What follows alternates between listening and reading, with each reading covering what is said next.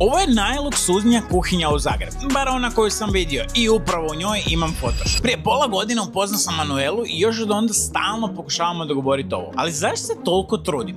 Kad sam vidio koje fotke radi, znao sam da mora pasti par takvih i na mom profilu. A profilnih, budimo realni, nikad dosta. Iako, ove ovdje će definitivno pričati neku posebnu priču. Zato sam za lokaciju odmah znao da želim jednako posebnu kuhinju. Neku u kojoj se osjećam bolje nego Gordon Ramsay nakon što popljuje 17 jela u nekom fancy restoranu. Slikali smo u ovoj otmjenoj crnoj sfera kuhinji i u ovoj predivnoj Veneta Cucine kuhinji u Harvey Normanu. Jel možeš vjerovat da baš sve možeš birat? Stvarno mislim sve.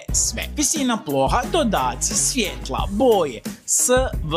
Jednog dana nadam se imati ovakvu kuhinju po mjeri u svojoj kući. Do onda zadovoljit ću se s ovim fotkama na kojima će, zahvaljujući Manueli, moji burgeri, caprese salate i ovaj full cool mango tiramisu izgledati jednako dobro kakvog su i okusa. Zaprati ako želiš vidjeti kako su ispale fotke.